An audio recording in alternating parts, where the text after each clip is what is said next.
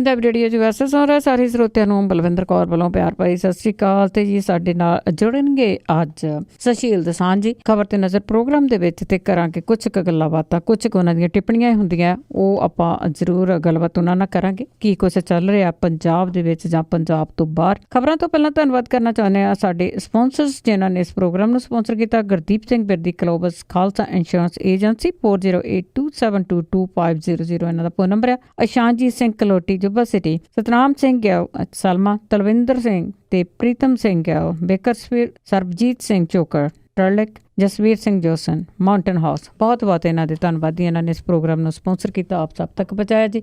ਸਾਡੇ ਨਾਲ ਜੁੜ ਚੁੱਕੇ ਨੇ ਜੀ ਸੁਸ਼ੀਲ ਦਸਾਂਝ ਜੀ, ਸਤਿ ਸ਼੍ਰੀ ਅਕਾਲ, ਸਵਾਗਤ ਹੈ ਜੀ।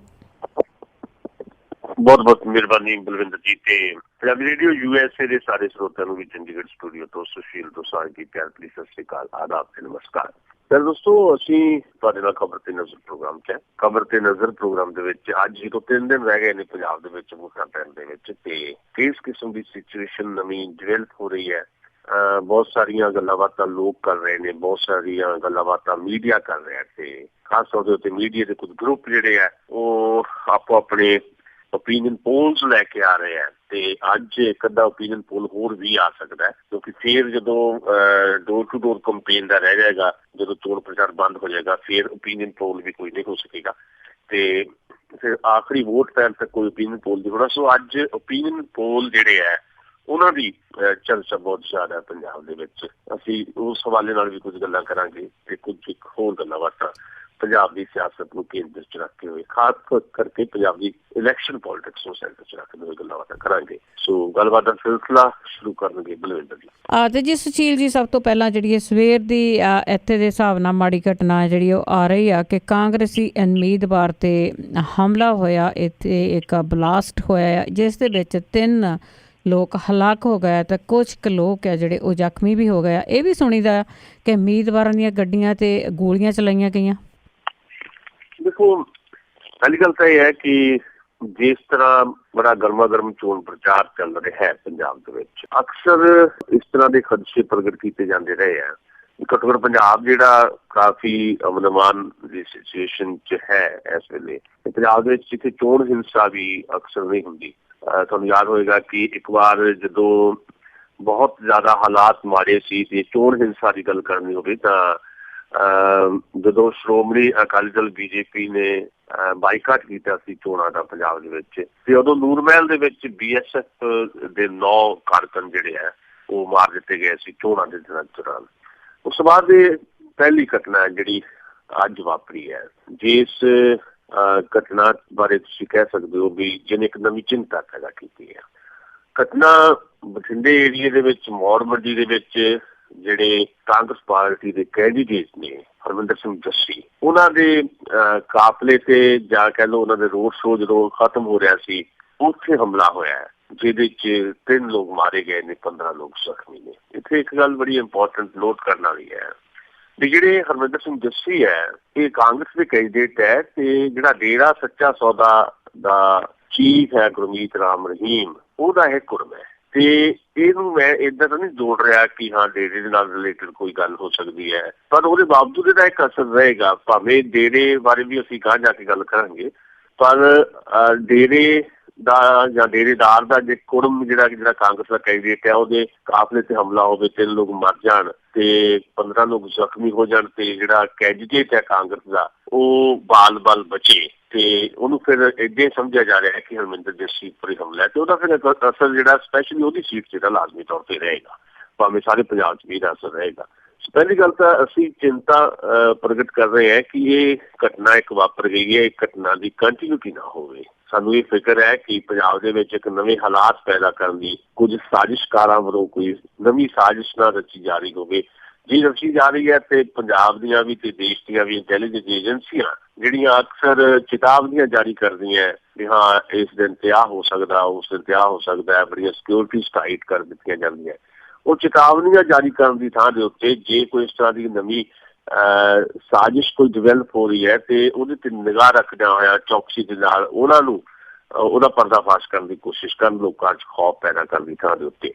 ਸੋ ਇਹ ਧਮਾਕਾ ਹੋਇਆ, ਧਮਾਕੇ ਦੇ ਕਾਰਨ ਹੁਣ ਲੱਭੇ ਜਾਣਗੇ। ਤੇ ਸਭ ਤੋਂ ਮਾੜੀ ਗੱਲ ਇਹ ਹੋਣੀ ਹੈ ਕਿ ਜਦੋਂ ਹੁਣ ਆਪਾਂ ਗੱਲ ਕਰ ਰਹੇ ਹਾਂ ਤੇ ਜਿੰਨੇ ਵੀ ਸਿਆਸਤਦਾਨ ਹੈ ਚੋਣ ਦੇ ਵਿੱਚ ਕੁੱਦੇ ਹੋਏ ਨੇ ਵੱਖ ਵੱਖ ਪਾਰਟੀਆਂ ਵੱਲੋਂ, ਉਹਨਾਂ ਵੱਲੋਂ ਹੁਣ ਇੱਕ ਦੂਜੇ ਤੇ ਇਲਜ਼ਾਮ ਬਾਜ਼ੀ ਜਿਹੜੀ ਕੀਤੀ ਜਾਣੀ। ਕਾਂਗਰਸ ਨੂੰ ਕਿਹਾ ਜਾਏਗਾ ਕਿ ਕਾਂਗਰਸ ਨੇ ਤੇ ਆਪ ਹੀ ਇਹ ਪਲਾਨ ਕੀਤਾ ਹੈ ਤਾਂ ਜੋ ਪੰਜਾਬ ਵਿੱਚ ਇੱਕ ਸਿੰਪਥੀ ਵੇਵ ਚਲਾਈ ਜਾ ਸਕੇ। ਕਾਂਗਰਸ ਵੱਲੋਂ ਕਹਿ ਦਿੱਤਾ ਗਿਆ ਕਿ ਸਾਡੇ ਖਿਲਾਫ ਸਾਜ਼ਿਸ਼ ਹੈ। ਕੈਪਟਨ ਅਮਰਿੰਦਰ ਦਾ ਵੀ ਬਿਆਨ ਆ ਗਿਆ ਵੀ ਇਹ ਕੁਝ ਕੱਟੜਪੰਥੀ ਤਾਕਤਾਂ ਜਿਹੜੀਆਂ ਪੰਜਾਬ ਦਾ ਮਾਹੌਲ ਖਰਾਬ ਕਰ ਰਹੀਆਂ ਤੇ ਇਹ ਇੱਕ ਪੂਰੀ ਦੀ ਪੂਰੀ ਇੱਕ ਯੋਜਨਾ ਦੇ ਨਾਲ ਇੱਕ ਸਾਜ਼ਿਸ਼ ਸਾਡੇ ਖਿਲਾਫ ਰਚੀ ਗਈ ਹੈ। ਤੇ ਏਦਾਂ ਹੀ ਜਿਹੜੀਆਂ ਵਿਰੋਧੀ ਪਾਰਟੀਆਂ ਜਾਂ ਹਕੂਮਤੀ ਧਿਰ ਹੈ ਜਾਂ ਆਮ ਆਦਮੀ ਪਾਰਟੀ, ਉਹਨਾਂ ਵੱਲੋਂ ਵੀ ਇਹਦੇ ਤੇ ਇੱਕ ਪੋਲੀਟੀਸਾਈਜ਼ ਕਿਸਮ ਦੇ ਜਿਹੜੇ ਬਿਆਨ ਪਾਉਣਗੇ, ਜਿਹੜੇ ਕੋਈ ਚੰਗੀ ਗੱਲ ਨਹੀਂ ਹੈ। ਸਗੋਂ ਇਹ ਮੌਕਾ ਜਦੋਂ 3 ਦਿਨ ਰਹਿ ਗਏ ਵੋਟਾਂ 'ਚ ਤੇ ਸਾਰੀਆਂ ਪਾਰਟੀਆਂ ਘੱਟੋ ਘੱਟ ਵੋਟ ਪੋਲੀਟਿਕਸ ਤੋਂ ਬਾਹਰ ਆ ਕੇ ਸਿਰ ਜੋੜ ਕੇ ਇਸ ਗੱਲ ਨੂੰ ਕੰਡੈਮ ਕਰਨ ਤੇ ਨਾਲ ਇਸ ਗੱਲ ਨੂੰ ਪੱਕਾ ਕਰਨ ਵੀ ਆਉਂਦੇ ਜਿਹੜੇ 3 ਦਿਨ ਆ ਉਹ ਸੁੱਖੀ ਸਾਂਦੀ ਪੰਜਾਬ ਦੇ ਲੰਘਣ, ਵੋਟਾਂ ਪੈ ਜਾਣ ਤੇ ਮੁੜ ਕੇ ਪੰਜਾਬ ਨੂੰ ਉਹ ਦਿਨ ਨਾ ਦੇਖਣੇ ਪੈਣ। ਇਸ ਕਿਸਮ ਦਾ ਬੰਦ ਸ਼ੁਭ ਸਰਕਾਰ ਨੂੰ ਵੀ ਕਰਨਾ ਚਾਹੀਦਾ ਹੈ, ਵਿਰੋਧੀ ਧਿਰ ਨੂੰ ਵੀ ਕਰਨਾ ਚਾਹੀਦਾ ਹੈ ਜੀ। ਹਾਜੀ, ਤੇ ਅੱਗੇ ਆਪਾਂ ਗੱਲ ਕਰਦੇ ਹਾਂ ਕਿ ਭਾਵੇਂ ਚੋਣ ਕਮਿਸ਼ਨ ਨੇ ਸਰਵਿਆਂ ਤੇ ਪਾਬੰਦੀ ਲਾਈ ਆ, ਪਰ ਫਿਰ ਵੀ ਕਈ ਜਿਹੜੇ ਸਰਵੇ ਆ ਰਹੇ ਆ। ਪਿਛਲੀ ਵਾਰ ਵੀ ਅਸੀਂ ਸਰਵੇ ਦੇਖੀ ਸੀ, ਸਾਡਾ ਬਹੁਤਾ ਯਕੀਨ ਸਰਵਿਆਂ ਤੇ ਤਾਂ ਨਹੀਂ ਹੁੰਦਾ, ਸਪੈਸ਼ਲੀ ਜਿਹੜੇ ਉਸ ਮੀਡੀਆ ਦੇ ਵਿੱਚ ਹੁੰਦੇ ਆ ਜਿਹੜੇ ਸਾਫ਼ ਸੁਥਰੇ ਨਹੀਂ ਹੁੰਦੇ, ਲੋਕਾਂ ਦੀ ਕਚਹਿਰੀ ਵਿੱਚ ਨਹੀਂ ਹੁੰਦੇ। ਤੇ ਉਹ ਸਰਵੇ ਕੀ ਕਹਿੰਦੇ ਆ ਤੇ ਉਹਨਾਂ ਦੇ ਉੱਤੇ ਤੁਹਾਡੀ ਟਿੱਪਣੀ ਕੀ ਆ? ਦੇਖੋ, ਚੋਣ ਕਮਿਸ਼ਨ ਦੇ ਵੈਸੇ ਪਾਬੰਦੀ ਇਸ ਰੂਪ 'ਚ ਨਹੀਂ ਹੈ। ਚੋਣ ਕਮਿਸ਼ਨ ਦੀ ਪਾਬੰਦੀ ਇਹ ਹੈ ਕਿ ਜਿਹੜੇ ਜਦੋਂ 2 ਦਿਨ ਰਹਿ ਗਏ ਨੇ ਚੋਣਾਂ 'ਚ, ਉਦੋਂ ਕੋਈ ਓਪੀਨੀਅਨ ਪੋਲ ਨਹੀਂ ਹੋ ਸਕਦਾ। ਮਤਲਬ ਕੱਲ ਅੱਜ ਤਾਂ ਓਪੀਨੀਅਨ ਪੋਲ ਕੋਈ ਹੋਰ ਵੀ ਸਾਡੇ ਸਾਹਮਣੇ ਆ ਸਕਦਾ, ਆ ਵੀ ਗਿਆ ਹੈ। ਹੌਲੀ ਹੌਲੀ ਜਦੋਂ ਆਪਾਂ ਗੱਲ ਕਰ ਰਹੇ ਹਾਂ, ਪਹਿਲਾਂ 2 ਸਾਡੇ ਕੋਲ ਚੋਣ ਸਰਵੇ ਸੀ, 2 ਓਪੀਨੀਅਨ ਪੋਲ ਸੀ, ਅੱਜ ਤੱਕ ਤੇ ਐਕਸਿਸ ਗਰੁੱਪ ਦਾ ਤੇ ਇੱਕ ਜੀ ਪੰਜਾਬੀ ਤੇ ਤਾਲੀਮ ਗਰੁੱਪ ਦਾ, ਤੇ ਇੱਕ ਹੋਰ ਸਰਵੇ ਸਾਡੇ ਸਾਹਮਣੇ ਆਇਆ ਸਾਂਝਾ ਪੰਜਾਬ, ABP ਸਾਂਝਾ ਪੰਜਾਬ ਦਾ। ਤੇ ਅੱਜ ਇੱਕ ਅੱਧਾ ਕੋਈ ਹੋਰ ਓਪੀਨੀਅਨ ਪੋਲ ਵੀ ਆ ਸਕਦਾ। ਹਾਂ, ਕੱਲ ਤੋਂ ਬਾਅਦ ਕੋਈ ਓਪੀਨੀਅਨ ਪੋਲ ਆਖਰੀ ਵੋਟ ਪੈਣ ਤੱਕ ਨਹੀਂ ਹੋਏਗਾ ਤੇ ਵੋਟਾਂ ਪੈਣ ਤੋਂ ਤੁਰੰਤ ਬਾਅਦ ਜਿਹੜੇ ਆ ਐਗਜ਼ਿਟ ਪੋਲ ਸਾਡੇ ਸਾਹਮਣੇ ਹੋਣਗੇ। ਅਸੀਂ ਆਪਣੀ ਟਿੱਪਣੀ ਵੀ ਕਰਦੇ ਹਾਂ, ਪਰ ਪਹਿਲਾਂ ਅਸੀਂ ਇਹ ਜਿਹੜੇ 3 ਸਰਵੇ ਹੈ ਤੇ 3 ਸਰਵੇ ਜਿਹੜੇ ਆ ਉਹਨਾਂ 'ਚ ਇੱਕ ਸਾਂਝਾ ਨੁਕਤਾ ਜ਼ਰੂਰ ਸਾਡੇ ਸਾਹਮਣੇ ਹੈ, ਪਰ 3 ਸਰਵੇ ਜਿਹੜੇ ਆ ਉਹਨਾਂ 'ਚ ਬਹੁਤ ਜ਼ਿਆਦਾ ਫਰਕ ਦਿਖਾਈ ਦੇ ਰਿਹਾ। ਜਿਹੜਾ ਸਭ ਤੋਂ ਪਹਿਲਾ ਸਰਵੇ ਅਸੀਂ ਤੁਹਾਡੇ ਨਾਲ ਸ਼ੇਅਰ ਕਰਨਾ ਚਾਹੁੰਦੇ ਹਾਂ ਉਹ ਅੱਜ ਤੱਕ ਗਰੁੱਪ ਜਿਹੜਾ ਆ, ਇੱਕ ਬੜਾ ਵੱਡਾ ਟੈਲੀਵਿਜ਼ਨ ਚੈਨਲ ਹੈ ਸਾਡਾ ਅੱਜ ਤੱਕ ਗਰੁੱਪ, ਤੇ ਉਹਨਾਂ ਨਾਲ ਐਕਸਿਸ ਗਰੁੱਪ ਜਿਹੜਾ ਹੈ ਉਹਨਾਂ ਨੇ ਸਾਂਝੇ ਤੌਰ ਤੇ ਇੱਕ ਸਰਵੇ ਲਿਆਂਦਾ ਹੈ। ਉਹ ਮੋਟਾ ਜਿਹਾ ਸਰਵੇ, ਅਸੀਂ ਉਹਦਾ ਬਹੁਤ ਜ਼ਿਆਦਾ ਲੰਬਾ ਵਿਸਥਾਰ ਨਹੀਂ ਜਾਂਦੇ। ਉਹ ਇਹ ਹੈ ਕਿ ਇਹ ਸਰਵੇ ਜਿਹੜਾ ਅੱਜ ਤੱਕ ਤੇ ਐਕਸਿਸ ਗਰੁੱਪ ਦਾ ਸਰਵੇ ਹੈ ਜੀ, ਸਭ ਤੋਂ ਇੰਪੋਰਟੈਂਟ ਗੱਲ ਇਹ ਹੈ ਵੀ ਇਹ ਸਰਵੇ ਕਲੀਅਰ ਕੱਟ ਮੈਜੋਰਿਟੀ ਦੇ ਰਿਹਾ ਕਾਂਗਰਸ ਪਾਰਟੀ। ਕਾਂਗਰਸ ਪਾਰਟੀ ਨੂੰ 117 ਦੇ ਵਿੱਚੋਂ 60 ਤੋਂ ਲੈ ਕੇ 65 ਸੀਟਾਂ ਅੱਜ ਤੱਕ ਦਾ ਸਰਵੇ ਦੇ ਰਿਹਾ ਹੈ। ਦੂਜੇ ਨੰਬਰ ਤੇ ਅੱਜ ਤੱਕ ਆਮ ਆਦਮੀ ਪਾਰਟੀ ਨੂੰ ਰੱਖ ਰਿਹਾ ਹੈ, 41 ਤੋਂ ਲੈ ਕੇ 44 ਸੀਟਾਂ ਤੱਕ ਅੱਜ ਤੱਕ ਆਮ ਆਦਮੀ ਪਾਰਟੀ ਨੂੰ ਦੇ ਰਿਹਾ ਹੈ। ਤੇ ਅਕਾਲੀ BJP ਦੀ ਹਾਲਤ ਇਸ ਸਰਵੇ ਦੇ ਵਿੱਚ ਬਹੁਤ ਜ਼ਿਆਦਾ ਮਾੜੀ ਦੱਸੀ ਗਈ ਹੈ, ਯਾਨੀ 11 ਤੋਂ 15 ਸੀਟਾਂ ਜਿਹੜੀਆਂ ਆ ਉਹ ਦਿੱਤੀਆਂ ਜਾ ਰਹੀਆਂ ਅੱਜ ਤੱਕ ਸਰਵੇ ਵੱਲੋਂ ਸ਼੍ਰੋਮਣੀ ਅਕਾਲੀ ਦਲ ਨੂੰ। ਇਹਨਾਂ ਨੇ ਰੀਜਨ ਵਾਈਜ਼ ਵੀ ਇੱਕ ਸਰਵੇ ਸਾਡੇ ਸਾਹਮਣੇ ਲਿਆਂਦਾ ਹੈ। ਮਾਲਵੇ ਦੇ ਵਿੱਚ ਜਿੱਥੇ ਅਸੀਂ ਦੇਖ ਰਹੇ ਹਾਂ ਜਾਂ ਅਸੀਂ ਕਹਿ ਰਹੇ ਹਾਂ ਜਾਂ ਸਾਰੀ ਦੁਨੀਆ ਕਹਿ ਰਹੀ ਹੈ, ਜਿਹੜੇ ਵੀ ਪੰਜਾਬ ਦੀਆਂ ਚੋਣਾਂ 'ਚ ਦਿਲਚਸਪੀ ਲੈ ਰਹੇ ਆ, ਇਹ ਮਾਲਵੇ ਦੇ ਵਿੱਚ ਇੱਕ ਬਹੁਤ ਤਕੜੀ ਵੇਵ ਹੈ ਆਮ ਆਦਮੀ ਪਾਰਟੀ ਦੀ। ਉੱਥੇ ਮਾਲਵੇ ਦੇ ਵਿੱਚ ਵੀ ਅੱਜ ਤੱਕ ਦਾ ਸਰਵੇ ਕਾਂਗਰਸ ਦਾ ਹੱਥ ਜਿਹੜਾ ਅਪਰ ਹੈਂਡ ਦਿਖਾਈ ਦੇ ਰਿਹਾ ਹੈ। ਇਸ ਸਰਵੇ ਦੇ ਮੁਤਾਬਕ ਕਾਂਗਰਸ ਨੂੰ 59 ਸੀਟਾਂ ਜਿਹੜੀਆਂ ਟੋਟਲ ਹੈ ਮਾਲਵੇ ਦੀਆਂ, ਉਹਦੇ ਵਿੱਚ 34 ਸੀਟਾਂ ਅੱਜ ਤੱਕ ਦਾ ਸਰਵੇ ਦੇ ਰਿਹਾ ਹੈ। ਆਮ ਆਦਮੀ ਪਾਰਟੀ ਥੋੜੀ ਪਿੱਛੇ ਹੈ ਮਾਲਵੇ ਦੇ 34 ਸੀਟਾਂ ਲੈ ਕੇ, ਤੇ ਅਕਾਲੀ ਦਲ ਨੂੰ ਸਿਰਫ 6 ਸੀਟਾਂ ਦਿੱਤੀਆਂ ਜਾ ਰਹੀਆਂ। ਮਾਝੇ ਦੇ ਵਿੱਚ ਜਿੱਥੇ 25 ਸੀਟਾਂ ਹੈ, ਮਾਝੇ ਦੇ ਵਿੱਚੋਂ ਕਾਂਗਰਸ ਬਹੁਤ ਜ਼ਿਆਦਾ ਲੀਡ ਤੇ ਦਿਖਾਈ ਦੇ ਰਹੀ ਹੈ, 18 ਸੀਟਾਂ ਲੈ ਰਹੀ ਹੈ ਇਸ ਸਰਵੇ ਦੇ ਮੁਤਾਬਕ। ਮੈਂ ਫਿਰ ਦੁਹਰਾਉਣਾ ਕਿ ਅਸੀਂ ਸਰਵੇ ਤੁਹਾਡੇ ਨਾਲ ਸਾਂਝਾ ਕਰ ਰਹੇ ਹਾਂ, ਇਹ ਸਾਡੀ ਰਾਏ ਨਹੀਂ ਹੈ, ਸਾਡੀ ਰਾਏ ਅਸੀਂ ਬਾਅਦ ਦਾ ਤੁਹਾਡਾ ਸਾਂਝੀ ਕਰਦੇ ਹਾਂ। ਮਾਝੇ 'ਚ ਅੱਜ ਤੱਕ ਦਾ ਸਰਵੇ ਕਾਂਗਰਸ ਪਾਰਟੀ ਨੂੰ 18 ਸੀਟਾਂ, ਆਮ ਆਦਮੀ ਪਾਰਟੀ ਨੂੰ 3 ਸੀਟਾਂ ਤੇ ਸ਼੍ਰੋਮਣੀ ਅਕਾਲੀ ਦਲ ਨੂੰ 4 ਸੀਟਾਂ ਦੇ ਰਿਹਾ ਹੈ। ਤੇ ਇਹਦੇ ਨਾਲ ਨਾਲ ਜਿਹੜਾ ਅਸੀਂ ਦੇਖ ਰਹੇ ਹਾਂ ਦੁਆਬੇ ਦੇ ਵਿੱਚ ਜਿਹੜਾ ਸਰਵੇ ਅੱਜ ਤੱਕ ਦਾ, ਦੁਆਬੇ ਦੇ ਵਿੱਚ ਇੱਕ ਟਫ ਕਿਸਮ ਦੀ ਟੱਕਰ ਆਮ ਆਦਮੀ ਪਾਰਟੀ ਤੇ ਕਾਂਗਰਸ ਪਾਰਟੀ 'ਚ ਦਿਖਾਈ ਦੇ ਰਹੀ ਹੈ। ਦੁਆਬਾ ਕਿਉਂਕਿ ਬਹੁਤ ਸੈਂਟਰਲ ਦੁਆਬਾ ਖਾਸ ਤੌਰ ਦੇ ਉੱਤੇ ਜਿੱਥੇ ਐਨਰਾਈਜ਼ ਦਾ ਬਹੁਤ ਵੱਡਾ ਪ੍ਰਭਾਵ ਹੈ, ਉੱਥੇ ਦੁਆਬੇ ਦੇ ਵਿੱਚ ਆਮ ਆਦਮੀ ਪਾਰਟੀ ਨੂੰ ਕਾਂਗਰਸ ਤੋਂ ਸਿਰਫ ਇੱਕ ਸੀਟ ਪਿੱਛੇ ਦਿਖਾਇਆ ਜਾ ਰਿਹਾ ਹੈ। ਕਾਂਗਰਸ ਪਾਰਟੀ ਨੂੰ 10 ਸੀਟਾਂ, ਆਮ ਆਦਮੀ ਪਾਰਟੀ ਨੂੰ 9 ਸੀਟਾਂ ਤੇ ਅਕਾਲੀ ਦਲ ਨੂੰ ਜਿਹੜਾ ਆ ਉਹ ਸਿਰਫ 3 ਸੀਟਾਂ ਦੁਆਬੇ ਦੇ ਵਿੱਚ ਦਿੱਤੀਆਂ ਜਾ ਰਹੀਆਂ। ਸੋ ਇਹ ਹੈਗਾ ਅੱਜ ਤੱਕ ਦਾ ਸਰਵੇ। दूसरा सर्वे ਜਿਹੜਾ ਸਾਡੇ ਸਾਹਮਣੇ ਹੈ ਜੀ ਪੰਜਾਬ ਹਿਮਾਚਲ ਹਰਿਆਣਾ ਦਾ ਤਾਲੀਮ ਗਰੁੱਪ ਨਾਲ ਮਿਲ ਕੇ ਜਿਹੜਾ ਉਹਨਾਂ ਨੇ ਸਰਵੇ ਕੀਤਾ। ਇਹਨਾਂ ਨੇ ਪਰਸੈਂਟੇਜ ਵੀ ਸਾਡੇ ਸਾਹਮਣੇ ਲੈ ਕੇ ਆਂਦੀ ਹੈ। ਇਹਨਾਂ ਨੇ ਕੌਣ ਜ਼ਿਆਦਾ ਪਾਪੂਲਰ ਹੈ ਐਜ਼ ਏ ਚੀਫ ਮਿਨਿਸਟਰ ਦੇ ਕੈਂਡੀਡੇਟ ਦੇ ਤੌਰ ਤੇ ਉਹ ਗੱਲ ਵੀ ਸਾਡੇ ਸਾਹਮਣੇ ਲਿਆਂਦੀ ਹੈ। ਸੋ ਇਹਨਾਂ ਦਾ ਸੰਖੇਪ ਦੇ ਵਿੱਚ ਜਿਹੜਾ ਜੀ ਪੰਜਾਬੀ ਹਰਿਆਣਾ ਹਿਮਾਚਲ ਦਾ ਤਾਲੀਮ ਗਰੁੱਪ ਦੇ ਨਾਲ ਰਲ ਕੇ ਜਿਹੜਾ ਸਰਵੇ ਕੀਤਾ ਗਿਆ ਉਹਦੇ 'ਚ ਇਹਨਾਂ ਨੇ ਵੀ ਕਾਂਗਰਸ ਪਾਰਟੀ ਨੂੰ ਲੀਡ ਦਿੱਤੀ ਹੈ। ਇਹ ਕਹਿ ਰਹੇ ਹੈ ਵੀ ਕਾਂਗਰਸ ਪਾਰਟੀ ਜਿਹੜੀ ਹੈ 34% ਵੋਟਾਂ ਲੈ ਕੇ ਜਾਏਗੀ ਤੇ 34% ਵੋਟਾਂ ਦੇ ਨਾਲ 53 ਤੋਂ ਲੈ ਕੇ 58 ਸੀਟਾਂ ਕਾਂਗਰਸ ਪਾਰਟੀ ਪੰਜਾਬ 'ਚ ਜਿੱਤੇਗੀ। ਦੂਜੇ ਨੰਬਰ ਤੇ ਇਹ ਆਮ ਆਦਮੀ ਪਾਰਟੀ ਨੂੰ ਰੱਖ ਰਹੇ ਹੈ 28% ਵੋਟਾਂ ਦੇ ਨਾਲ 33 ਤੋਂ ਲੈ ਕੇ 38 ਸੀਟਾਂ ਤੇ ਤੀਜੇ ਨੰਬਰ ਤੇ ਨੈਚੁਰਲ ਅਕਾਲੀ ਦਲ ਹੀ ਰਹੇਗਾ 25 ਤੋਂ ਲੈ ਕੇ 33 ਸੀਟਾਂ 27% ਵੋਟਾਂ ਦੇ ਨਾਲ। ਯਾਨੀ ਇਹਨਾਂ ਦੇ ਸਰਵੇ ਦੇ ਮੁਤਾਬਕ ਆਮ ਆਦਮੀ ਪਾਰਟੀ ਤੇ ਅਕਾਲੀ ਦਲ ਦਾ ਬੀਜੇਪੀ ਗਠਜੋੜ ਜਿਹੜਾ ਹੈ ਇਹਨਾਂ ਦਾ ਜਿਹੜਾ ਵੋਟ ਪਰਸੈਂਟ ਹੈ ਸਿਰਫ 1% ਦਾ ਫਰਕ ਰਹੇਗਾ। 28% ਆਮ ਆਦਮੀ ਪਾਰਟੀ ਤੇ ਅਕਾਲੀ ਦਲ ਬੀਜੇਪੀ ਗਠਜੋੜ 27% ਤੇ ਕਾਂਗਰਸ ਇਹਨਾਂ ਤੋਂ 6% ਆਮ ਆਦਮੀ ਪਾਰਟੀ ਤੋਂ ਉੱਤੇ ਰਹੇਗੀ 34% ਵੋਟਾਂ ਲਏਗੀ ਤੇ ਇਸ ਤਰ੍ਹਾਂ ਇੱਥੇ ਵੀ ਕਾਂਗਰਸ ਅੱਗੇ ਹੈ। ਤੇ ਬਾਕੀ ਜਿਹੜੀਆਂ ਛੋਟੀਆਂ ਪਾਰਟੀਆਂ ਕੋਈ ਆਜ਼ਾਦ ਹੈ ਆਪਣਾ ਪੰਜਾਬ ਪਾਰਟੀ ਉਹ 4 ਤੋਂ 6 ਸੀਟਾਂ ਲੈਣਗੇ ਇਹਨਾਂ ਦੇ ਮੁਤਾਬਕ। ਇਹਨਾਂ ਨੇ ਇੱਕ ਬੜਾ ਦਿਲਚਸਪ ਕਿਸਮ ਦਾ ਇੱਕ ਸਰਵੇ ਪੇਸ਼ ਕੀਤਾ ਕੌਣ ਹੋਏਗਾ ਪੰਜਾਬ ਦਾ ਮੁੱਖ ਮੰਤਰੀ ਤੇ ਕਿਹਨੂੰ ਸਭ ਤੋਂ ਜ਼ਿਆਦਾ ਪਸੰਦ ਕੀਤਾ ਜਾਂਦਾ ਹੈ। ਤੇ ਜਿਹੜਾ ਇੱਕ ਚੈਨਲ ਜਿਹੜਾ ਸਾਡੇ ਇੱਥੇ ਪੰਜਾਬ ਦੇ ਵਿੱਚ ਲਗਾਤਾਰ ਜ਼ੋਰ ਲਾ ਰਿਹਾ ਸੁੱਚਾ ਸਿੰਘ ਛੋਟੇਪੁਰ ਨੂੰ ਅੱਗੇ ਲੈ ਕੇ ਆ ਰਿਹਾ ਕਿ ਉਹ ਪੰਜਾਬ ਦੇ ਮੁੱਖ ਮੰਤਰੀ ਹੋ ਸਕਦੇ ਹੈ ਤੇ ਇਹਨਾਂ ਦੇ ਸਰਵੇ ਦੇ ਮੁਤਾਬਕ ਸੁੱਚਾ ਸਿੰਘ ਛੋਟੇਪੁਰ ਨੂੰ ਸਿਰਫ ਇਹਨਾਂ ਦੇ ਸਰਵੇ 'ਚ ਜਿਹੜੇ ਸ਼ਾਮਲ ਲੋਕ ਹੈ ਉਹਨਾਂ ਤੋਂ ਜਿਹੜੀ ਇਹਨਾਂ ਨੇ ਰਾਏ ਲਈ ਉਹਦੇ ਮੁਤਾਬਕ ਸੁੱਚਾ ਸਿੰਘ ਛੋਟੇਪੁਰ ਨੂੰ ਪੰਜਾਬ ਦੇ ਸਿਰਫ 1% ਲੋਕ ਚਾਹੁੰਦੇ ਆ ਕਿ ਸਾਡਾ ਚੀਫ ਮਿਨਿਸਟਰ ਹੋਵੇ। ਫੇਸਬੁੱਕ ਦੇ ਮੁਤਾਬਕ ਭਗਵੰਤ ਮਾਨ ਨੂੰ ਪੰਜਾਬ ਦਾ ਮੁੱਖ ਮੰਤਰੀ ਬਣਾ ਦਿੱਤਾ ਗਿਆ ਪਰ ਇਹਨਾਂ ਦਾ ਸਰਵੇ ਜਿਹੜਾ ਜੀ ਦਾ ਸਰਵੇ ਹੈ ਜਿੱਥੇ ਸਭ ਤੋਂ ਜ਼ਿਆਦਾ ਪਾਪੂਲਰ ਭਗਵੰਤ ਮਾਨ ਹੈ ਸੀਐਮ ਦੇ ਕੈਂਡੀਡੇਟ ਦੇ ਤੌਰ ਤੇ ਫੇਸਬੁੱਕ ਜਾਂ ਸੋਸ਼ਲ ਮੀਡੀਆ ਦੇ ਵਿੱਚ ਜਾਂ ਪੰਜਾਬ ਦੇ ਵਿੱਚ ਹਵਾ ਜਿੱਦਾਂ ਦਿਖਾਈ ਦੇ ਰਹੀ ਹੈ ਉੱਥੇ ਭਗਵੰਤ ਮਾਨ ਨੂੰ ਬਹੁਤ ਜ਼ਿਆਦਾ ਨੰਬਰ ਦਿੱਤੇ ਜਾ ਰਹੇ ਪਰ ਇਹਨਾਂ ਦਾ ਸਰਵੇ ਕਹਿ ਰਿਹਾ ਕਿ ਭਗਵੰਤ ਮਾਨ ਨੂੰ ਸਿਰਫ 6% ਲੋਕ ਹੈ ਜਿਹੜੇ ਪੰਜਾਬ ਦਾ ਮੁੱਖ ਮੰਤਰੀ ਚਾਹੁੰਦੇ ਆ। ਸਰਵੇ ਕਹਿ ਰਿਹਾ ਕੇਜਰੀਵਾਲ ਬਾਰੇ ਇਹ ਕਹਿ ਰਿਹਾ ਕਿ 19% ਲੋਕ ਅਰਵਿੰਦ ਕੇਜਰੀਵਾਲ ਨੂੰ ਪੰਜਾਬ ਦਾ ਮੁੱਖ ਮੰਤਰੀ ਚਾਹੁੰਦੇ ਆ ਤੇ ਸੁਖਬੀਰ ਸਿੰਘ ਬਾਦਲ ਬਾਰੇ ਇਹ ਕਹਿ ਰਿਹਾ ਕਿ 6% ਲੋਕ ਪੰਜਾਬ ਦੇ ਚਾਹੁੰਦੇ ਆ ਸੁਖਬੀਰ ਬਾਦਲ ਮੁੱਖ ਮੰਤਰੀ ਬਣੇ। ਸਰਦਾਰ ਪ੍ਰਕਾਸ਼ ਸਿੰਘ ਬਾਦਲ ਜਿਹੜੇ ਮੌਜੂਦਾ ਸਾਡੇ ਮੁੱਖ ਮੰਤਰੀ ਹੈ ਉਹਨਾਂ ਬਾਰੇ ਇਹ ਸਰਵੇ ਕਹਿ ਰਿਹਾ ਕਿ 17% ਲੋਕ ਚਾਹੁੰਦੇ ਆ ਕਿ ਪ੍ਰਕਾਸ਼ ਸਿੰਘ ਬਾਦਲ ਮੁੱਖ ਮੰਤਰੀ ਬਣੇ ਤੇ ਸਭ ਤੋਂ ਜ਼ਿਆਦਾ ਹੈਰਾਨੀਜਨਕ ਅੰਕੜਾ ਜਿਹੜਾ ਕੈਪਟਨ ਅਮਰਿੰਦਰ ਦੇ ਹੱਕ 'ਚ ਹੈ। ਇਸ ਸਰਵੇ ਦੇ ਮੁਤਾਬਕ ਕੈਪਟਨ ਅਮਰਿੰਦਰ ਨੂੰ 61% ਲੋਕ ਚਾਹੁੰਦੇ ਹੈ ਪੰਜਾਬ ਦੇ ਕਿ ਉਹ ਪੰਜਾਬ ਦੇ ਮੁੱਖ ਮੰਤਰੀ ਬਣ। ਇਹ ਹੋ ਗਿਆ ਜੀ ਨਿਊਜ਼ ਦਾ ਜਿਹੜਾ ਸਰਵੇ ਹੈ। ਇੱਕ ਤੀਜਾ ਸਰਵੇ ਹੁਣੇ ਸਾਡੇ ਸਾਹਮਣੇ ਆਇਆ। ਇਸ ਸਰਵੇ ਦੇ ਵਿੱਚ ਵੀ ਕਾਂਗਰਸ ਪਾਰਟੀ ਦਾ ਹੱਥ ਉੱਪਰ ਦਿਖਾਇਆ ਜਾ ਰਿਹਾ ਹੈ। ਇਹ 'ਚ ਕਿਹਾ ਜਾ ਰਿਹਾ ਹੈ ਇਹ AVP ਸਾਂਝਾ ਇੱਕ ਚੈਨਲ ਹੈ ਉਹਦਾ ਸਰਵੇ ਹੈ। ਇਹਦੇ 'ਚ ਕਿਹਾ ਜਾ ਰਿਹਾ ਕਿ 47 ਤੋਂ 55 ਸੀਟਾਂ ਕਾਂਗਰਸ ਪਾਰਟੀ ਜਿੱਤਦੀ ਦਿਖਾਈ ਦੇ ਰਹੀ ਹੈ। ਇੱਥੇ ਹੈਰਾਨੀ ਵਾਲੀ ਗੱਲ ਇਹ ਹੈ ਵੀ ਜਿਹੜੇ ਪਹਿਲੇ ਦੋ ਸਰਵੇ ਮੈਂ ਤੁਹਾਨੂੰ ਸਾਂਝੇ ਕੀਤੇ ਉੱਥੇ ਦੂਜੇ ਨੰਬਰ ਤੇ ਆਮ ਆਦਮੀ ਪਾਰਟੀ ਹੈ। ਇਸ ਸਰਵੇ ਦੇ ਮੁਤਾਬਕ ਅਕਾਲੀ ਦਲ BJP ਗੱਠਜੋੜ ਦੂਜੇ ਨੰਬਰ ਤੇ ਹੈ। ਅਕਾਲੀ ਦਲ BJP ਗੱਠਜੋੜ ਦੂਜੇ ਨੰਬਰ ਤੇ ਰਹਿੰਦਾ ਹੋਇਆ ਇਸ ਸਰਵੇ ਦੇ ਮੁਤਾਬਕ 28 ਤੋਂ 36 ਸੀਟਾਂ ਜਿੱਤੇਗਾ ਤੇ ਆਮ ਆਦਮੀ ਪਾਰਟੀ ਜਿਹਦਾ ਇੱਕ ਬਹੁਤ ਜ਼ਿਆਦਾ ਕਹਿ ਲਓ ਵੀ ਦਬਦਬਾ ਦਿਖਾਈ ਦੇ ਰਿਹਾ ਮਾਹੌਲ ਵਿੱਚ ਖਾਸ ਤੌਰ ਦੇ ਉੱਤੇ ਉਹਨੂੰ ਇਹ ਤੀਜੇ ਨੰਬਰ ਤੇ ਰੱਖ ਰਿਹਾ। ਆਮ ਆਦਮੀ ਪਾਰਟੀ ਤੇ ਲੋਕ ਇਨਸਾਫ ਪਾਰਟੀ ਜਿਹੜਾ ਗੱਠਜੋੜ ਹੈ ਉਹ 26 ਤੋਂ 34 ਸੀਟਾਂ ਜਿੱਤੇਗਾ। ਇਹ ਸਰਵੇ AVP ਸਾਂਝਾ ਦਾ ਕਹਿ ਰਿਹਾ ਤੇ ਇਸ ਸਰਵੇ ਦੇ ਵਿੱਚ ਵੀ CM ਦੀ ਦੌਰ ਦੇ ਵਿੱਚ ਕੈਪਟਨ ਅਮਰਿੰਦਰ ਸਿੰਘ ਨੂੰ ਸਭ ਤੋਂ ਅੱਗੇ ਦੱਸਿਆ ਜਾ ਰਿਹਾ।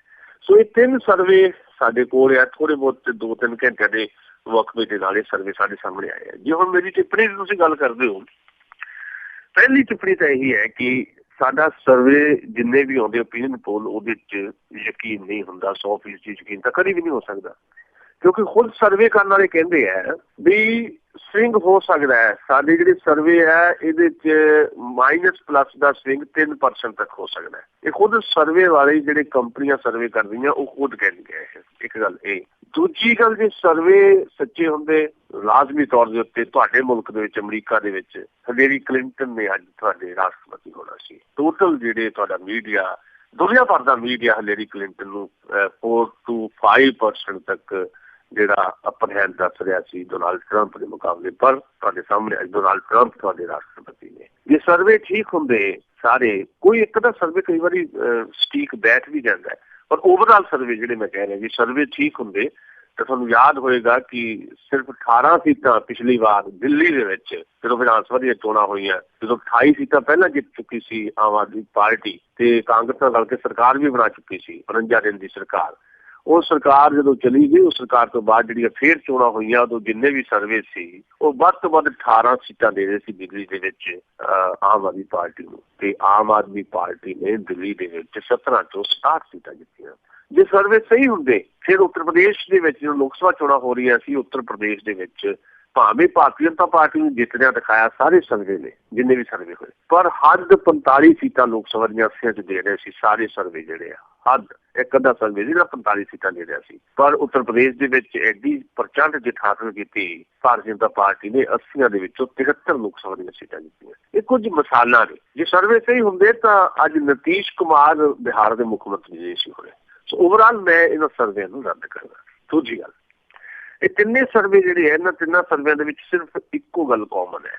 ਉਹ ਕਾਮਨ ਇਹ ਹੈ ਕਿ ਤਿੰਨੇ ਸਰਵੇ ਜਿਹੜੇ ਅੱਜ ਤੱਕ ਦਾ ਸਰਵੇ, ਜੀ ਵਾਲਾ ਸਰਵੇ, AVP ਸਾਂਝਾ ਦਾ ਸਰਵੇ, ਇਹਨਾਂ ਤਿੰਨਾਂ ਦੇ ਵਿੱਚ ਕਾਂਗਰਸ ਪਾਰਟੀ ਦਾ ਹੱਥ ਉੱਪਰ ਦਿਖਾਇਆ ਜਾ ਰਿਹਾ। ਦੋ ਸਰਵੇ ਏਦਾਂ ਦੇ ਹੈ ਜਿਨ੍ਹਾਂ ਚ ਕਾਂਗਰਸ ਪਾਰਟੀ ਦੀਆਂ ਸੀਟਾਂ ਦਾ ਅਨੁਮਾਨ ਲਗਭਗ ਨੇੜੇ ਤੇੜੇ ਹੈ। ਜਿੱਦਾਂ ਜੀ ਵਾਲਾ ਸਰਵੇ ਹੈ, ਜੀ ਵਾਲਾ ਸਰਵੇ ਜਿਹੜਾ ਆ ਉਹ 53 ਤੋਂ 58 ਸੀਟਾਂ ਦੇ ਰਿਹਾ ਕਾਂਗਰਸ ਪਾਰਟੀ ਨੂੰ। ਏਦਾਂ ਹੀ ਜਿਹੜਾ AVP ਸਾਂਝਾ ਦਾ ਸਰਵੇ ਆ 47 ਤੋਂ 55 ਸੀਟਾਂ ਦੇ ਰਿਹਾ। ਯਾਨੀ ਇੱਥੇ ਕਾਂਗਰਸ ਨੂੰ ਲਗਭਗ 2-4 ਸੀਟਾਂ ਦੇ ਫਰਕ ਨਾਲ ਇੱਕੋ ਜਿਹੀ ਹਾਲਤ ਦੱਸਿਆ ਜਾ ਰਿਹਾ ਇਸ ਸਰਵੇ ਦੇ ਮੁਤਾਬਕ, ਤੇ ਅਪਰ ਹੈਂਡ ਕਾਂਗਰਸ ਦਾ। ਤੇ ਤੀਜਾ ਸਰਵੇ ਕਾਂਗਰਸੀ ਕਲੀਅਰ ਕੱਟ ਮੈਜੋਰਿਟੀ ਦੇ ਨਾਲ ਸਰਕਾਰ ਬਣਾ ਰਿਹਾ। ਉਹ ਸਰਕਾਰ ਬਣਾ ਰਿਹਾ ਇਹਨਾਂ ਤੋਂ ਥੋੜਾ ਏਦਾਂ ਵੱਖਰਾ, ਪਰ ਕਾਂਗਰਸ ਅੱਗੇ ਰਹੇਗੀ ਇਸ ਗੱਲ ਦਾ ਅਨੁਮਾਨ ਇਹਨਾਂ ਤਿੰਨਾਂ ਜਿਹੜੇ ਓਪੀਨੀਅਨ ਪੋਲ ਹੈ ਉਹਦੇ 'ਚ ਹੈ। ਦੂਜੀ ਗੱਲ, ਹੁਣ ਜੇ ਮੈਂ ਆਪਣੀ ਗੱਲ ਕਰਾਂ ਤੇ ਜੇ ਤੁਸੀਂ ਸ਼ੁਰੂ ਤੋਂ ਮੈਨੂੰ ਸੁਣਦੇ ਹੋ, ਜਿਹੜੇ ਦੋਸਤ ਸਾਡੇ ਨਾਲ ਸਾਡੇ ਇਸ ਪ੍ਰੋਗਰਾਮ ਪਹਿਲੀ ਵਾਰ ਜੁੜ ਰਹੇ ਹੈ, ਮੈਨੂੰ ਪਹਿਲੀ ਵਾਰੀ ਸੁਣ ਰਹੇ ਹੈ, ਉਹਨਾਂ ਲਈ ਮੈਂ ਦੁਹਰਾਦਾ, ਮੈਂ ਹਾਲੇ ਕਿਉਂਕਿ ਚੋਣਾਂ ਦੇ ਵਿੱਚ 3 ਦਿਨ ਰਹਿੰਦੇ ਆ। ਆਖਰੀ ਟਿੱਪਣੀ ਤਾਂ ਜਿਸ ਦਿਨ ਵੋਟਾਂ ਪੈਣ ਜਾ ਰਹੀਆਂ ਹੋਣਗੀਆਂ ਉਸ ਦਿਨ ਮੈਂ ਆਪਣੀ ਕਰਾਂਗਾ ਵੀ ਕਿੱਦਾਂ ਦੀ ਸਿਚੁਏਸ਼ਨ ਦਾ ਦੇਖਣਾ।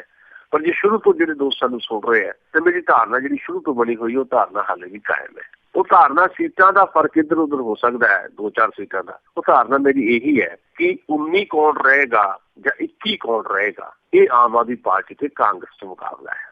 2 ਸੀਟਾਂ ਕਾਂਗਰਸ ਦੀਆਂ ਵੱਧ ਸਕਦੀਆਂ ਤੇ 2 ਸੀਟਾਂ ਆਮ ਆਦਮੀ ਪਾਰਟੀ ਦੀਆਂ ਵੀ ਵੱਧ ਸਕਦੀਆਂ। ਆਖਰੀ ਮਰਹਲੇ ਤੇ ਜਾ ਕੇ ਇਹਦਾ ਫੈਸਲਾ ਹੋਏਗਾ। ਪਰ ਉਹਦੇ ਬਾਵਜੂਦ ਮੈਂ ਇਸ ਗੱਲ ਤੇ ਸਟੈਂਡ ਕਰ ਰਿਹਾ ਕਿ ਪੰਜਾਬ ਦੇ ਵਿੱਚ ਹੰਗ ਅਸੈਂਬਲੀ ਬਣਨ ਜਾ ਰਹੀ ਹੈ। ਪੰਜਾਬ ਦੇ ਵਿੱਚ ਕਿਸੇ ਦੀ ਕਲੀਅਰ ਕੱਟ ਮੈਜੋਰਟੀ ਨਾਲ ਸਰਕਾਰ ਨਹੀਂ ਬਣ ਰਹੀ। ਮੈਂ ਸ਼ੁਰੂ ਤੋਂ ਕਹਿ ਰਿਹਾ ਕੱਲ ਨੂੰ ਇਹ ਸਿਚੁਏਸ਼ਨ ਬਦਲ ਸਕਦੀ ਹੈ, ਕਿਉਂਕਿ 1 ਘੰਟਾ ਪਹਿਲਾਂ ਹੀ ਕੋਈ ਘਟਨਾ ਵਾਪਰ ਜਾਵੇ, ਜਿੱਦਾਂ ਹੁਣੇ ਮੌੜ ਮੰਡੀ ਦਾ ਅਸੀਂ ਜ਼ਿਕਰ ਕੀਤਾ, ਉਹਦਾ ਇੱਕ ਅਸਰ ਰਹੇਗਾ। ਕੱਲ ਨੂੰ ਕੀ ਹੋਣਾ ਕੁਝ ਨਹੀਂ ਪਤਾ। ਉਹ ਦੋ ਦਿਨ ਜਿਹੜੇ ਆਖਰੀ ਦਿਨ ਰਹਿਣਗੇ ਚੋਣਾਂ ਦੇ, ਉਦੋਂ ਤੱਕ ਜੇ ਚੋਣ ਜ਼ਾਬਤਾ ਆਖਰੀ ਵੋਟ ਪੈਣ ਤੱਕ ਸਹੀ ਤਰੀਕੇ ਨਾਲ ਲਾਗੂ ਰਿਹਾ ਤਾਂ ਇਹੀ ਸਿਚੁਏਸ਼ਨ ਰਹੇਗੀ ਜਿਹੜੀ ਮੈਂ ਦੱਸ ਰਿਹਾ। ਆਓ ਆਖਰੀ 2 ਦਿਨਾਂ ਦੇ ਵਿੱਚ ਜੇ ਸਾਰਾ ਕੁਝ ਤਬਦੀਲ ਕਰ ਦਿੱਤਾ ਗਿਆ, ਸਾਰੀ ਸਰਕਾਰੀ ਮਸ਼ੀਨਰੀ ਝੋਕ ਦਿੱਤੀ ਗਈ, ਜਿਹੜੇ ਧਨਬਲ ਵਾਲੇ ਲੋਕ ਹੈ, ਬਲਸ਼ਾਲੀ ਲੋਕ ਹੈ, ਜਿਹਨਾਂ ਕੋਲ ਪੈਸਾ ਆ, ਜਿਹਨਾਂ ਨੇ ਨਸ਼ੇ ਵੰਡਣੇ ਹੈ, ਉਹ ਜੇ 2 ਦਿਨਾਂ 'ਚ ਧੱਜੀਆਂ ਉੱਡ ਗਈਆਂ ਚੋਣ ਕਮਿਸ਼ਨ ਦੇ ਜ਼ਾਬਤੇ ਦੀਆਂ, ਫਿਰ ਸਥਿਤੀਆਂ ਬਦਲ ਜਾਣਗੀਆਂ। ਫਿਰ ਅਸੀਂ ਆਖਰੀ ਟਿੱਪਣੀ ਉਸ ਦਿਨ ਕਰਾਂਗੇ ਵੀ ਹੁਣ ਕੀ ਹੋਣ ਜਾ ਰਿਹਾ। ਕਿਉਂਕਿ ਸਟੇਟ ਜਿਹੜੀ ਹੁੰਦੀ ਹੈ, ਜਿਹਦੇ ਕੋਲ ਪਾਵਰ ਹੁੰਦੀ ਹੈ, ਉਹ ਬਹੁਤ ਸਾਰੀਆਂ ਚੋਰ ਮੋਰੀਆਂ ਜਿਹੜੀਆਂ ਉਹਨਾਂ ਚੋਰ ਮੋਰੀਆਂ ਦੀ ਵਰਤੋਂ ਆਖਰੀ ਸਮੇਂ 'ਚ ਕਰ ਸਕਦੀ ਹੈ, ਖੁੱਲ੍ਹੇਆਮ ਵੀ ਕਰ ਸਕਦੀ ਹੈ। ਹੁਣ ਵੀ ਖਬਰਾਂ ਆ ਰਹੀਆਂ, ਅਸੀਂ ਕਿਸੇ ਦਿਨ ਤੁਹਾਡੇ ਨਾਲ ਖਬਰਾਂ ਸਾਂਝੀਆਂ ਕੀਤੀਆਂ ਵੀ ਸ਼ਰਾਬ ਲੋਕਾਂ ਨੂੰ ਵੰਡਣ ਦੇ ਵੱਖਰੇ ਵੱਖਰੇ ਤਰੀਕੇ ਅਪਣਾ ਲਏ ਗਏ ਆ। ਲੋਕਾਂ ਨੂੰ ਪਰਚੀ ਕੱਟ ਕੇ ਦੇ ਦਿੱਤੀ ਜਾ ਰਹੀ ਹੈ ਵੀ ਜਾਓ ਫਲਾਣੇ ਠੇਕੇ ਤੇ ਚੱਲ ਜਾਓ, ਪਰਚੀ ਦੇ ਦਿਓ ਜਿੰਨੀਆਂ ਬੋਤਲਾਂ, ਤਾਂ ਕਿਸੇ ਨੂੰ ਲਾਲ ਰੰਗ ਦੀ ਪਰਚੀ ਹੈ, ਕਿਸੇ ਨੂੰ ਪੀਲੇ ਰੰਗ ਦੀ ਪਰਚੀ ਹੈ, ਉਹਦੇ ਮੁਤਾਬਕ ਬੋਤਲਾਂ ਸ਼ਰਾਬ ਦੀਆਂ ਮਿਲ ਰਹੀਆਂ। ਯਾਨੀ ਔਰਤਾਂ ਨੂੰ, ਬੀਬੀਆਂ ਨੂੰ ਖੁਸ਼ ਕਰਨ ਵਾਸਤੇ ਸੂਟ ਤੱਕ ਵੰਡਣ ਦੀਆਂ ਖਬਰਾਂ ਆ ਰਹੀਆਂ ਤੇ ਆਖਰੀ 2 ਦਿਨ 'ਚ ਕੀ ਕੁਝ ਹੋਏਗਾ। ਕਿਉਂਕਿ ਜਿਹਨੇ ਕੁਝ ਲਿਆ ਹੁੰਦਾ ਕਿਸੇ ਤੋਂ, ਭਾਵੇਂ ਅਰਵਿੰਦ ਕੇਜਰੀਵਾਲ ਕਹਿੰਦੇ ਆ ਕਿ ਪੈਸੇ ਲੈ ਲਿਓ, ਜਿੱਥੋਂ ਮਰਜ਼ੀ ਪੈਸੇ ਲੈ ਲਿਓ ਵੋਟਾਂ, ਪਰ ਆਮ ਆਦਮੀ ਪਾਰਟੀ ਨੂੰ ਪਾਓ, ਝਾੜੂ ਨੂੰ ਪਾਓ। ਪਰ ਜਿਹਨਾਂ ਨੇ ਪੈਸੇ ਲਏ ਹੁੰਦੇ ਆ, ਭਾਵੇਂ ਉਹ ਕਰਪਟ ਲੋਕ ਨੇ ਜਿਹੜੇ ਪੈਸੇ ਦਿੰਦੇ ਨੇ, ਤੇ ਉਹਨਾਂ ਅੰਦਰ ਵੀ ਕਰਪਸ਼ਨ ਹੈ ਜਿਹੜੇ ਪੈਸੇ ਲੈਂਦੇ ਆ। ਉਹ ਇੱਕ ਮਜਬੂਰੀ 'ਚ ਹੀ ਭਾਵੇਂ ਲੈਂਦੇ ਹੋਣ, ਭਾਵੇਂ ਉਹ ਕਹਿੰਦੇ ਹੁਣ ਅਸੀਂ 1 ਦਿਨ ਦੇ ਬਾਦਸ਼ਾਹ, ਪਰ ਜਿਹਨੇ ਪੈਸੇ ਲਏ ਹੁੰਦੇ ਅੰਦਰੋਂ ਥੋੜਾ ਜਿਹਾ ਇਮਾਨਦਾਰ ਉਹ ਜ਼ਰੂਰ ਹੁੰਦਾ ਹੈ ਤੇ ਫਲਾਣੇ ਤੋਂ ਪੈਸੇ ਲਏ ਮੈਂ ਉਹਨੂੰ ਵੋਟ ਕਰਨੀ ਹੈ। ਸੋ ਇਸ ਕਰਕੇ ਸਥਿਤੀਆਂ ਬਦਲ ਸਕਦੀਆਂ। ਪਰ ਹਾਲ ਫਿਲਹਾਲ ਮੈਂ ਸਾਰੇ ਸਰਵੇ ਰੱਦ ਕਰਦਾ ਹੋਇਆ ਆਪਣੀ ਧਾਰਨਾ ਤੁਹਾਡੇ ਨਾਲ ਸਾਂਝੀ ਕਰ ਰਿਹਾ ਕਿ ਮੇਰੇ ਮੁਤਾਬਕ ਕਾਂਗਰਸ ਪਾਰਟੀ ਤੇ ਆਮ ਆਦਮੀ ਪਾਰਟੀ 'ਚ ਬਹੁਤ ਸਖਤ ਫਾਈਟ ਹੈ ਇੱਕ ਦੂਜੇ ਤੋਂ ਅੱਗੇ ਲੰਘਣ ਵਾਸਤੇ। ਸ਼੍ਰੋਮਣੀ ਅਕਾਲੀ ਦਲ ਕਾਫੀ ਪਛੜਿਆ ਹੋਇਆ ਹੈ, BJP ਸ਼੍ਰੋਮਣੀ ਅਕਾਲੀ ਦਲ ਕਾਫੀ ਪਛੜਿਆ, ਪਰ ਆਖਰੀ 2 ਦਿਨਾਂ ਦੇ ਵਿੱਚ ਇਸ ਤਰ੍ਹਾਂ ਦੇ ਹੱਥਕੰਡੇ ਵਰਤ ਕੇ ਉਹਨਾਂ ਦੇ ਨੇੜੇ ਵੀ ਆ ਸਕਦਾ ਹੈ। ਸੋ ਪਰ ਓਵਰਆਲ ਇਹਨੂੰ ਮੈਂ ਹੰਗ ਅਸੈਂਬਲੀ ਦੇ ਤੌਰ ਤੇ ਦੇਖ ਰਿਹਾ ਤੇ ਇੱਕ ਨਵੇਂ ਖਰੀਦੋ ਫਰੋਖਤ ਦੇ ਦੌਰ ਦੇ ਵਿੱਚ ਪੰਜਾਬ 'ਚ ਆਏਗਾ ਜੀ। ਤੇ ਅਗਲੀ ਗੱਲ ਕਰਦੇ ਆਪਾਂ ਡੇਰਾ ਸਿਰਸਾ ਦੀ। ਬੜਾ ਹਊਆ ਜਿਹਾ ਬਣਾਇਆ ਹੋਇਆ, ਪੋਲੀਟੀਸ਼ਨਾਂ ਨੇ ਵੀ ਜਾ ਕੇ ਮੱਥੇ ਟੇਕਦੇ ਆ, ਜਾ ਕੇ ਮਿੰਨਤਾਂ ਕਰਦੇ ਆ, ਗੋਡੇ ਘੁੱਟਦੇ ਆ ਕਿ ਸਾਨੂੰ ਵੋਟ ਪਾਓ। ਤੇ ਐਤਕੀ ਕੀ ਉਸ ਹਿਸਾਰ ਪਸਾਰ ਦਿਸਦੇ ਆ ਕਿ ਉਹ ਅਕਾਲੀ ਭਾਜਪਾ ਦੀ ਅਖੀਰ ਤੇ ਜਾ ਕੇ ਮਦਦ ਕਰੇਗਾ? ਦੇਖੋ, ਵੈਸੇ ਤਾਂ ਸ਼੍ਰੋਮਣੀ ਅਕਾਲੀ ਦਲ ਦੇ ਨਾਲ ਉਹਨਾਂ ਦਾ ਇੱਕ ਕੁੱਤੇ ਦਾ ਵੈਰ ਰਿਹਾ ਹੈ। ਜਦੋਂ ਤੋਂ ਵਿਵਾਦ ਇੱਕ ਸ਼ੁਰੂ ਹੋਇਆ ਸ਼੍ਰੋਮਣੀ ਅਕਾਲੀ ਦਲ ਦੇ ਨਾਲ, ਬਹੁਤ ਟਕਰਾਅ ਦੀ ਸਥਿਤੀ ਬਣੀ ਰਹੀ, ਮਾਲਵੇ 'ਚ ਖਾਸ ਤੌਰ ਤੇ ਹਾਲਾਤ ਖਰਾਬ ਵੀ ਹੁੰਦੇ ਰਹੇ ਹੈ। ਸੋ ਸਿੱਧੇ ਤੌਰ ਤੇ ਤਾਂ ਅਕਾਲੀ ਦਲ ਦੀ ਸਪੋਰਟ ਉਸ ਰੂਪ ਦੇ ਵਿੱਚ ਨਹੀਂ ਹੈ, ਪਰ ਬੀਜੇਪੀ ਦੀ ਸਪੋਰਟ ਓਪਨਲੀ ਉਹ ਕਰ ਚੁੱਕੇ ਪਹਿਲਾਂ ਵੀ। ਹਰਿਆਣੇ 'ਚ 20 ਸੀਟਾਂ ਉਹ ਡੇਰਾ ਸਿਰਸੇ ਦੇ ਪ੍ਰਭਾਵ ਹੇਠ ਜਿੱਤੀਆਂ ਭਾਰਤੀ ਜਨਤਾ ਪਾਰਟੀ ਨੇ। ਇਸ ਗੱਲ ਨੂੰ ਸਾਨੂੰ ਸਮਝਣਾ ਚਾਹੀਦਾ, ਨੋਟ ਕਰਨਾ ਚਾਹੀਦਾ। ਹੁਣ ਕੀ ਹੋਇਆ, ਇੱਕ ਫਿਲਮ ਨਵੀਂ ਬਣਾ ਰਿਹਾ ਇਹ ਜਿਹੜਾ ਗੁਰਮੀਤ ਰਾਮ ਰਹੀਮ ਹੈ। ਇਹ ਫਿਲਮ ਬਣਾ ਰਿਹਾ ਜਿਹੜਾ ਸੱਚਾ ਸੌਦਾ ਡੇਰੇ ਵਾਲਾ ਚੀਫ, ਜਿਹਦੇ 'ਚ ਆਪ ਹੀ ਹੀਰੋ ਹੁੰਦਾ ਹੈ। ਉਹ ਫਿਲਮ ਦੀ ਪ੍ਰਮੋਸ਼ਨ ਵਾਸਤੇ ਪਰਸੋਂ ਇੱਕ ਅਸੀਂ ਥੋੜਾ ਖਬਰਾਂ ਦੇ ਵਿੱਚ ਸੰਕੇਤ ਦਿੱਤਾ, ਖਬਰਾਂ ਦੇ ਬੁਲੇਟਿਨ ਦੇ ਵਿੱਚ ਪਰਸੋਂ ਇੱਕ ਇਹ ਪ੍ਰੈਸ ਕਾਨਫਰੰਸ ਕਰ ਰਿਹਾ ਸੀ, ਵੀਡੀਓ ਕਾਨਫਰੰਸਿੰਗ। ਉਹਦੇ 'ਚੋਂ ਫਿਲਮ ਬਾਰੇ ਓਪਨਲੀ ਇਹ ਕਹਿ ਰਿਹਾ ਵੀ ਇਹ ਫਿਲਮ ਸਰਜੀਕਲ ਸਟ੍ਰਾਈਕ ਬਾਰੇ ਹੈ। ਯਾਨੀ ਜਿਹੜਾ ਸਰਜੀਕਲ ਸਟ੍ਰਾਈਕ ਦੇ ਨਾਂ ਤੇ ਇੱਕ ਅਜੀਬ ਕਿਸਮ ਦੀ ਅੰਧ-ਰਾਸ਼ਟਰਵਾਦ ਦੀ ਇੱਕ ਮੁਹਿੰਮ ਚਲਾਈ ਬੀਜੇਪੀ ਨੇ ਹਿੰਦੁਸਤਾਨ ਦੇ ਵਿੱਚ, ਉਸ ਅੰਧ-ਰਾਸ਼ਟਰਵਾਦ ਦੀ ਇੱਕ ਫਿਲਮ ਰਾਹੀਂ ਪੂਰੀ ਤਰ੍ਹਾਂ ਸਪੋਰਟ ਕਰ ਰਿਹਾ ਹੈ ਇਹ ਗੁਰਮੀਤ ਰਾਮ ਰਹੀਮ। ਤੇ ਉਹਦੇ ਤੋਂ ਇਹ ਲੱਗਦਾ ਹੈ ਕਿ ਜੇ ਉਹ ਫਿਲਮ ਇੱਕ ਪ੍ਰਮੋਸ਼ਨ ਰਾਹੀਂ ਬੀਜੇਪੀ ਦੀ ਪੋਲਿਟਿਕਸ ਜਿਹੜੀ ਹੈ ਉਹਦੀ ਟੈਗਲਾਈਨ ਨੂੰ ਅੱਗੇ ਵਧਾ ਰਿਹਾ ਹੈ, ਤਾਂ ਲਾਜ਼ਮੀ ਤੌਰ ਤੇ ਪੰਜਾਬ 'ਚ ਚੋਣਾਂ ਦੇ ਵਿੱਚ ਉਹ ਬੀਜੇਪੀ ਦੀ ਸਪੋਰਟ ਕਰੇਗੀ। ਵੀ ਜੇ ਅਕਾਲੀ ਦਲ ਦੀ ਖੁੱਲੀ ਸਪੋਰਟ ਨਾ ਵੀ ਕਰੇ, ਬੀਜੇਪੀ ਦੀ ਸਪੋਰਟ ਕਰਨ ਦਾ ਮਤਲਬ ਵੀ ਅਕਾਲੀ ਦਲ ਦੀ ਸਪੋਰਟ ਹੈ। ਤੇ ਫਿਰ ਭਾਈ ਮਾਲਵੇ ਦੇ ਵਿੱਚ ਲਾਜ਼ਮੀ ਤੌਰ ਦੇ ਉੱਤੇ ਬਹੁਤ ਵੱਡਾ ਅਸਰ ਪੈ ਸਕਦਾ ਹੈ, ਕਿਉਂਕਿ ਇਹ ਜਿਹੜੇ ਆ, ਮੈਂ ਲਫ਼ਜ਼ ਥੋੜਾ ਜਿਹਾ ਸਖਤ ਨਾ ਹੋ ਜਾਵੇ, ਪਰ ਮੈਂ ਇਹ ਕਹਿੰਦਾ ਹੁੰਦਾ ਕਿ ਇਹ ਜਿਹੜੇ ਇਸ ਕਿਸਮ ਦੇ ਸ਼ਰਧਾਲੂ ਡੇਰਿਆਂ ਦੇ ਪਿੱਛੇ ਲੱਗੇ ਹੋਏ ਨਾ, ਇਹਨਾਂ ਦੇ ਸਥਿਰ ਨਹੀਂ ਹੈ। ਮੈਂ ਫਿਰ ਦੁਹਰਾਉਣਾ, ਕਦੇ ਪਹਿਲਾਂ ਸ਼ੇਰ ਵੀ ਕਦੇ ਤੁਹਾਡੇ ਨਾਲ ਸਾਂਝਾ ਕੀਤਾ ਹੋਵੇ। ਮੇਰੇ ਮਿੱਤਰ ਸ਼ਾਇਰ ਨੇ, ਤੁਹਾਡੇ ਅਮਰੀਕਾ 'ਚ ਰਹਿੰਦੇ ਨੇ, ਕੈਲੀਫੋਰਨੀਆ ਏਰੀਏ 'ਚ ਹੈ। ਉਹਨਾਂ ਦਾ ਇੱਕ ਸ਼ੇਰ ਹੈ ਕਿ ਰਜ਼ਾ ਵਿੱਚ ਲੋਕ ਜੋ ਰਹਿੰਦੇ ਉਹਨਾਂ ਦੇ ਸਿਰ ਨਹੀਂ ਹੁੰਦੇ, ਰਜ਼ਾ ਵਿੱਚ ਲੋਕ ਜੋ ਰਹਿੰਦੇ ਉਹਨਾਂ ਦੇ ਸਿਰ ਨਹੀਂ ਹੁੰਦੇ, ਹਵਾ ਦੀ ਹੈ ਗਤੀ ਆਪਣੀ, ਹਵਾ ਦੇ ਪਰ ਨਹੀਂ ਹੁੰਦੇ। ਇਹ ਜਿਹੜੇ ਅੰਨੇ ਸ਼ਰਧਾਲੂ ਹੈ ਨਾ ਜੀ, ਸ਼ਰਧਾਲੂ ਹੋਣਾ ਮਾੜੀ ਗੱਲ ਨਹੀਂ ਹੈ, ਪਰ ਅੰਨੇ ਸ਼ਰਧਾਲੂ ਹੋਣਾ ਜਿਹੜਾ ਆ, ਅੰਨੇ ਬਲਾਈਂਡ ਫੇਥ ਕਰਦੇ ਆ ਜਿਹੜੇ ਲੋਕ, ਬਿਨਾਂ ਕੁਐਸਚਨ ਤੋਂ ਸਿਰ ਝੁਕਾ ਕੇ ਖੜ ਜਾਂਦੇ ਆ ਡੇਰਿਆਂ ਦੇ ਜਿਹੜੇ ਅੰਨੇ ਸ਼ਰਧਾਲੂ, ਇਹਨਾਂ ਦਾ ਕੁਝ ਨਹੀਂ ਪਤਾ। ਇਹ ਤਾਂ ਏਦਾਂ ਹੀ ਆ ਵੀ ਜਿੱਦਾਂ ਜੋ ਕਹਿਤਾ ਉਹ ਕਰਤਾ। ਦੋ ਗੱਲਾਂ ਇਹਦੇ 'ਚ ਮੈਂ ਫੇਰ ਵੀ ਆਪਣੀਆਂ ਗੱਲਾਂ ਹੋਣਗੀਆਂ, ਇੱਕ ਰਹਿ ਡੇਰਾ ਸਿਰਸੇ ਵਾਲੀ ਗੱਲ ਹੈ, ਬਾਕੀ ਡੇਰਿਆਂ ਬਾਰੇ ਵੀ ਏਦਾਂ ਹੀ ਹੈ। ਪੰਜਾਬ ਦੇ ਵਿੱਚ ਅੱਜ ਹਰ ਘਰ, ਹਰ ਪਿੰਡ ਦੇ ਵਿੱਚ ਇੱਕ ਡੇਰਾ ਹੈ। ਪੰਜਾਬ ਦੇ ਤਾਂ ਹਰ ਖੇਤ ਦੇ ਵਿੱਚ ਇੱਕ ਮੱਟੀ ਬਣੀ ਹੋਈ ਹੈ। ਤੁਸੀਂ ਜਾਓ ਪਿੰਡਾਂ ਦੇ ਵਿੱਚ, ਹਰ ਖੇਤ ਦੇ ਵਿੱਚ ਇੱਕ ਮੱਟੀ ਹੈ, ਪਤਾ ਨਹੀਂ ਕਿਹੜੀ ਜੰਗ 'ਚ ਸ਼ਹੀਦ ਹੋਏ ਹੁੰਦੇ ਨੇ।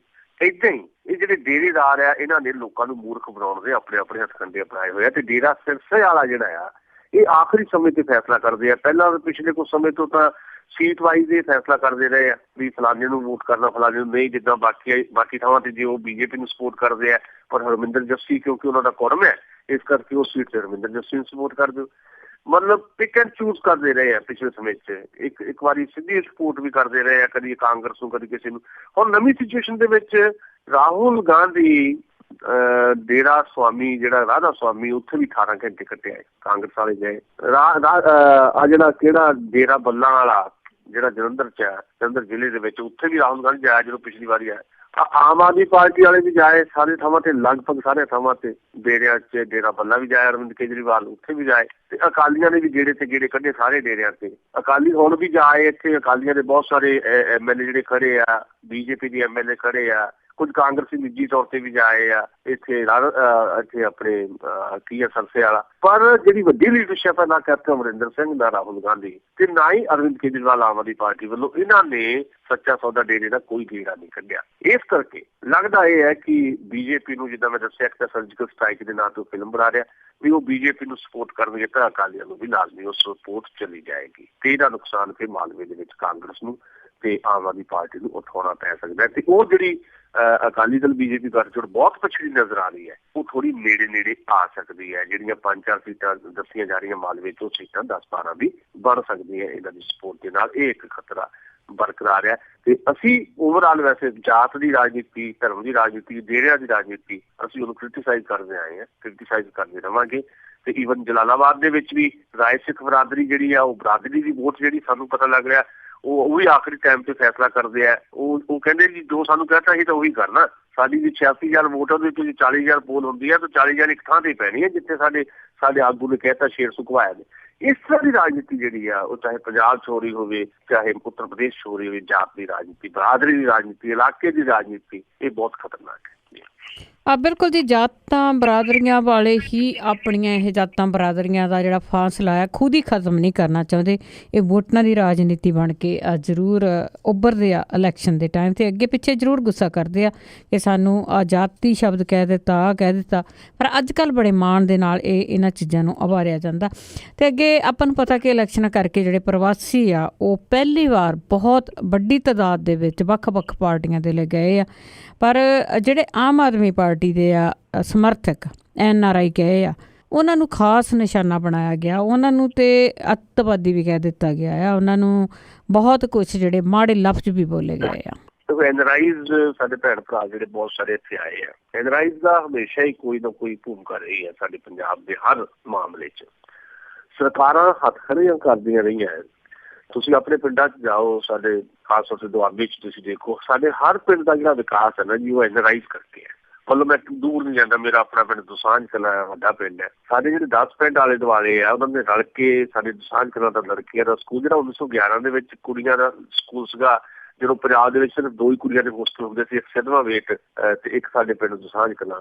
ਉਹ ਬਿਲਡਿੰਗ ਅੱਜ ਤੋਂ 25 ਸਾਲ ਪਹਿਲਾਂ ਨਕਾਰਾ ਐਲਾਨ ਦਿੱਤੀ ਗਈ, 25-30 ਸਾਲ ਪਹਿਲਾਂ 1911 ਦੀ ਬਿਲਡਿੰਗ ਬਣੀ ਹੋਈ ਸੀ। ਉਹ ਕਹਿੰਦੇ ਜੀ ਇੱਕ ਨਕਾਰਾ, ਬਾਹਰ ਬੱਚਿਆਂ ਦੀਆਂ ਕਲਾਸਾਂ ਜਿਹੜੀਆਂ ਨਾ ਗਰਾਊਂਡ 'ਚ ਲੱਗਣ ਲੱਗ ਪਈਆਂ ਸੀ। ਸਰਕਾਰ ਨੇ ਇੱਕ ਦੀਵਾਨੀ ਦਿੱਤੀ, ਉਮਰਾਓ ਸਿੰਘ ਮੇਰੀ ਹਾਜ਼ਰੀ ਦੇ ਵਿੱਚ ਕਹਿ ਕੇ ਗਏ ਜਦੋਂ ਪੰਜਾਬ ਦੇ ਵਿੱਚ ਕੈਬਨਿਟ ਮੰਤਰੀ ਹੁੰਦੇ ਸੀ, ਕਾਂਗਰਸ ਦੀ ਸਰਕਾਰ ਸੀ, ਵੀ ਮੈਂ ਉਦੋਂ ਅੱਜ ਤੋਂ 30-35 ਸਾਲ ਪਹਿਲਾਂ ਵੀ ਮੈਂ 5 ਲੱਖ ਰੁਪਏ ਦੀ ਗ੍ਰਾਂਟ ਦਿੰਦਾ। ਬਾਦਲ ਸਾਹਿਬ ਵੀ ਇੱਕ ਵਾਰੀ ਉੱਥੇ ਕਹਿ ਗਏ, ਕਿਸੇ ਨੇ ਇੱਕ ਢੇਲਾ ਨਹੀਂ ਉੱਥੇ ਦਿੱਤਾ। ਉਹ ਜਿਹੜੀ ਬਿਲਡਿੰਗ ਆ ਅੱਜ ਘੱਟੋ ਘੱਟ 7-8 ਕਰੋੜ ਰੁਪਈਆ ਲਾ ਕੇ NRIs ਨੇ ਜਿਹੜੀ ਬਣਾਈ ਹੈ। ਇਹ ਮੈਂ ਇੱਕ ਮਿਸਾਲ ਦਿੱਤੀ, ਸਾਡਾ ਹਸਪੀਟਲ ਹੈ, ਸਰਕਾਰੀ ਹਸਪਤਾਲ ਹੈ, ਉਹਦੀ ਬਿਲਡਿੰਗ, ਉਹਦੇ ਖਰਚੇ ਸਾਰੇ NRIs ਸਾਡੇ ਭੈਣ ਭਰਾ ਚੱਕ ਰਹੇ। ਹਸਪੀਟਲ ਸਰਕਾਰੀ ਹੈ।